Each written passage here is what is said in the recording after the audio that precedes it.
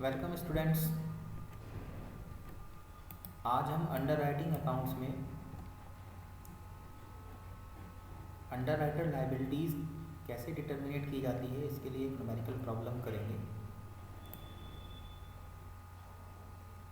इसके लिए आप ये क्वेश्चन देखिए। The following underwriting of shares takes place in X limited. A 3000, B 1000 and then C 1000. In addition, there is firm underwriting A 100, B 50 and then C 50. यानी इसमें A limited ने 3000, B limited ने 1000 और C limited ने 1000 share जो हैं वो underwrite करने का एक एग्रीमेंट किया है और इसमें फर्म अंडर राइटिंग जो है वो उन्होंने अपने लिए रखवाई है 100, 50 और 50 की। फर्म अंडर राइटिंग मीन्स होता है यहाँ पर कि जितने शेयर अंडर राइट कराने के लिए उन्होंने कॉन्ट्रैक्ट किया है उसके एडिशन में ये जो शेयर हैं वो अंडर राइटर्स खुद उनको जो है परचेज करेंगे, खुद के लिए उन्होंने जो है ये रखवाए हैं। तो ये जो है फर्म अंडर राइटिंग हो गई और इसके अलावा जो ये शेयर्स हैं ये सब जो हैं वो उनको अंडर राइट कराएंगे।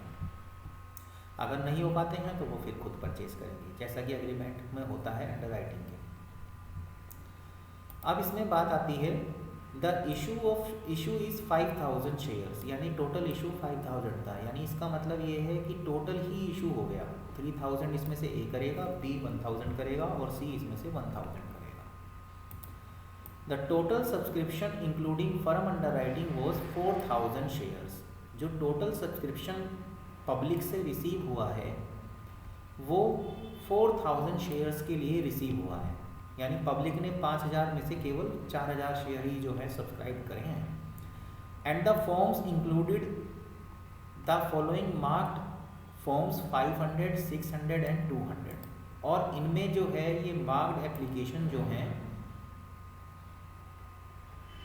500, 600 और 200 की इंक्लूडेड हैं।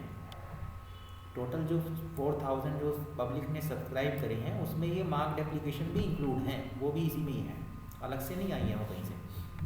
तो इट मीन्स ये हो गया कि वह 5000 शेयर्स निकले थे तो इसमें से 4000 शेयर ही जो है पब्लिक ने सब्सक्राइब करे हैं, चाहे वो अंडर राइटर के थ्रू करे हों या डायरेक्टली करे हों। बाकी के 1000 पब्लिक ने सब्सक्राइब नहीं करे हैं। State the allocation of liability of the underwriters in X Limited, assuming that the marked form include the firm underwriting। तो आपको जो है ये मानते हुए कि जो मार्क फॉर्म है उसमें फर्म अंडर राइटिंग इंक्लूड है, ये मानते हुए आपको जो है अंडर राइटर्स की लाइबिलिटी जो है यहाँ पर डिटर्मिनेट करनी है। तो इस तरह से ये क्वेश्चन दिया हुआ है। इसमें हमें क्या करना है कि कंपनी ये चाह रही है कि जो उसने अंडर राइटिंग कॉन्ट्रैक्ट करा है A, B और C के साथ में, उस अंडर राइटिंग कॉन्ट्रैक्ट में उसकी जो लाइबिलिटी हैं वो क्या होंगी वो इसमें डिटर्मिनेट कर ली जाए। तो इसके लिए हम बनाते हैं statement of under writer liability. A, B, C 3 under writer हैं, एक कॉलम हमारा पर्टिकुलर के लिए रहेगा। तो सबसे पहले हम इसमें ग्रॉस लाइबिलिटी जो उन्होंने अटेंड करी है कि कितनी वो बिकवाएंगे वो हम लिखते हैं। सबसे पहले ग्रॉस लाइबिलिटी आ गई है 3000, 1000 एंड देन 1000 शेयर्स। इसमें आपको सबसे पहले माइनस करनी है, लेस करनी है मार्क्ड एप्लीकेशंस, यानी वो एप्लीकेशंस जो कि अंडर राइटर्स ने अपनी फर्म की स्टैम्प के साथ में जो है कंपनी के पास भिजवाई थी, जिससे कंपनी को ये पता चल गया है कि ये जो है शेयर इस अंडर राइटर ने अपने रिसोर्सेज से बिकवाया है या उसको दिलवाया है। तो मार्क्ड एप्लीकेशन A के फेवर में 500 मिली है कंपनी को, B की 600 और C की 200। हम इनको इसमें से माइनस कर लेते हैं तो फिर हमारे पास ये लाइबिलिटी इनकी निकलती है 2500, 400 और 800। अब देखिए, क्योंकि कंपनी ने तो पूरे 5000 शेयर्स निकाले थे और पूरे 5000 का ही अंडर राइटिंग कॉन्ट्रैक्ट कर लिया है, तो यानी यहाँ तो सारे के सारे शेयर जो हैं वो अंडर राइटर्स को ही अंडर राइट करने थे। तो ऐसी कंडीशन में क्या होता है कि जो अनमार्क्ड एप्लीकेशंस होती हैं यानी जिन पर किसी की मोहर नहीं थी, किसी की स्टैंप नहीं थी, किसी अंडर राइटर ने नहीं बिकवाई हैं, डायरेक्ट पब्लिक ने कंपनी के शेयर परचेज कर लिए हैं, उस कंडीशन में कंपनी उन शेयर्स का जो बेनिफिट है वो भी जो है अपने अंडर राइटर्स को ही दे देती है। तो अनमार्क्ड एप्लीकेशन जो हैं उनको जो है अंडर राइटर्स के बीच में जो है वो डिवाइड कर दिया जाएगा, लेकिन उनके लिए जो रेशो है वो रेशो आपको ग्रॉस लायबिलिटी का ही लेना है। जो ग्रॉस लायबिलिटी थी इनकी वही रेशो लेंगे यहाँ पर। तो ग्रॉस लायबिलिटी में इनका रेशो जो है 3000, 1000 और 1000 ये आ रहा है। तो ये 3:1 के रेशो में जो है ग्रॉस लायबिलिटी जो है यहाँ पर माइनस की जाएगी। तो अब इसमें बात आती है अनमार्क्ड एप्लीकेशन हैं कितनी। तो देखिए इसमें कैसे निकलेंगी ये 4000 का पब्लिक ने सब्सक्राइब करा है टोटल, जिसमें कि मार्क्ड एप्लीकेशन, अनमार्क्ड एप्लीकेशन सब इंक्लूड है। और मार्क्ड एप्लीकेशन उन्होंने हमें पहले ही बता दी है कि ए की 500 है, बी की 600 है और सी की 200 है। अगर हम इनका टोटल करें तो ये आती हैं 1300, यानी 1300 जो है वो अंडर राइटर्स ने ही बिकवाई हैं। तो अनमार्क्ड एप्लीकेशन कितनी है वो निकल जाएंगी, 1300 इसमें से माइनस कर लेंगे। तो अब आता है यहाँ पर 2700, यानी 2700 जो है अनमार्क्ड एप्लीकेशन थी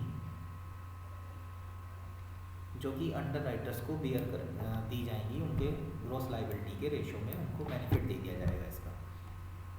तो 2700 को 3:1 के रेशो में डिवाइड कर दिया है, तो ये 2700 ऐसे आया है इसका, और इसको हमने इनके रेशो में डिवाइड कर दिया है। अब जब ये रेशो में हमने डिवाइड करके इनकी जो लायबिलिटी निकाली है, तो इसके बाद इनकी लायबिलिटी ए की 880 बचती है, बी की माइनस में आ गई है, यानी इसको जो है इसने पहले ही इतने शेयर बिकवा दिए थे कि अंडर अनमार्क्ड एप्लीकेशन में से शेयर देने के बाद इसका माइनस में आ गया है लायबिलिटी, और सी की जो है लायबिलिटी बचती है 260। तो किसी भी अंडर राइटर को उतनी ही हम बेनिफिट दे सकते हैं जितनी कि उसकी टोटल ग्रॉस लायबिलिटी है। तो अगर ग्रॉस लायबिलिटी से ज़्यादा बेनिफिट जा रहा है तो उसको हम बाकी के बचे हुए अंडर राइटर्स में डिवाइड कर देते हैं। तो इसीलिए हम इसमें क्या करेंगे कि जो बी का माइनस में आया है 140, इसमें इसको जो इसका जो बेनिफिट है वो हम इन दोनों अंडर राइटर्स को दे देंगे।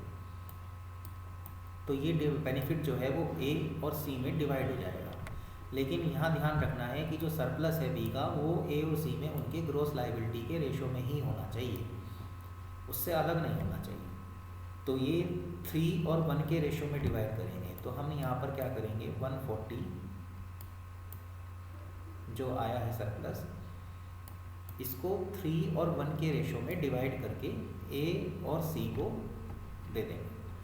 अब ये जब हम रेशो इनको दे देते हैं तो इसमें इनकी लायबिलिटी जो आती है ये नेट लायबिलिटी आएगी इसकी, दो तीनों की नेट लायबिलिटी जो है इनकी ये थी, अगर हम बात करें केवल अंडर राइटिंग कॉन्ट्रैक्ट की।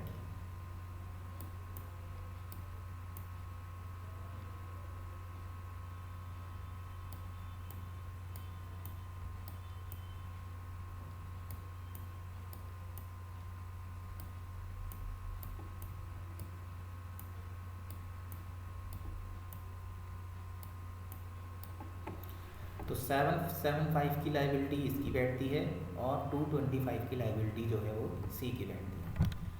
अब हमें निकालनी है टोटल लायबिलिटी। यहाँ पर था क्या कि फर्म अंडर राइटिंग भी कर रखी है तीनों ने, अपने लिए कुछ शेयर्स भी जो है अलग से जो है रखवा रखे हैं, जैसे कि ए ने 100 शेयर, बी ने 50 और सी ने 50 शेयर के लिए अलग से डिमांड की थी कंपनी से। तो वो जो फर्म अंडर राइटिंग है वो इसमें इंक्लूड कर देंगे। तो इस तरह से इनकी जो लायबिलिटी निकलती है तीनों की वो ये निकलेगी। तो 875 शेयर्स जो इसको परचेज करने हैं, 50 शेयर्स बी को पेमेंट करना है कंपनी को, और 275 शेयर्स का जो पेमेंट है वो सी को जो है कंपनी को करना है। तो इस तरह से इनकी टोटल अंडर राइटर लायबिलिटी जो है वो ये होगी कंपनी के अगेंस्ट। तो इस तरह से जो है स्टेटमेंट बना करके हम अंडर राइटर्स लायबिलिटी जो है कैलकुलेट करते हैं।